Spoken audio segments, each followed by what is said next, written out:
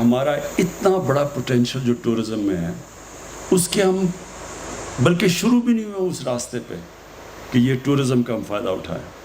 ہم نے جب کے پی میں ہماری گورنمنٹ بنی تو ہم نے کے پی میں کوشش کی ٹورزم بڑھانے کے لیے, اور آپ حیران ہوں گے کہ جو ہمارے 5 سال 2013 سے 18 تک جو صوبہ سب سے تباہی ہوئی تھی, جس صوبے میں وار آن ٹیرر کی وجہ سے سب سے زیادہ نقصان پختونخوا کو ہوا تھا, تو وہ 5 سالوں میں یو این ڈی پی کی اب رپورٹ ہے کہ ان 5 سالوں میں جس صوبے میں سب سے تیزی سے غربت کم ہوئی وہ پختونخوا تھا.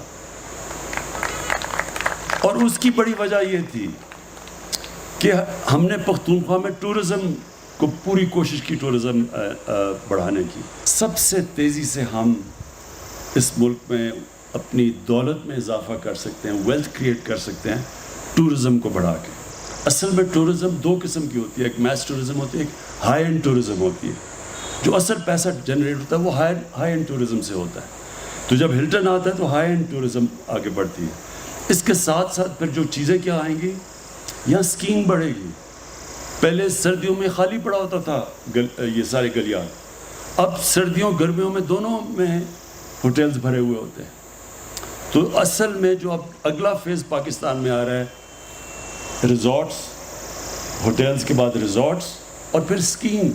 تو ہم نے اب پختونخوا میں اور گلگت بلتستان میں ہم نے اب زوننگ کی ہے, اور ان زوننگ کے اندر ہم پھر لیز کریں گے اور سستی لیز کریں گے ریزورٹس کے لیے. ہماری پوری کوشش ہوگی کہ ٹورزم کے لیے اب ہم ان کے لیے جو چیزیں امپورٹ کریں ٹورزم کے لیے اس میں بھی کنسیشن دیں, اس میں بھی ڈیوٹی کم کریں جو یہاں پاکستان میں نہیں بنتی, اور آپ کو زمین بھی سستی دیں تاکہ پروموٹ کریں اس کے اندر. انشاءاللہ یہ جو ہمارا قرضہ ہے یہ صرف ہم ٹورزم کے اوپر ہم اپنا پاکستان میں بیرونی ملک قرضہ اتار سکتے ہیں.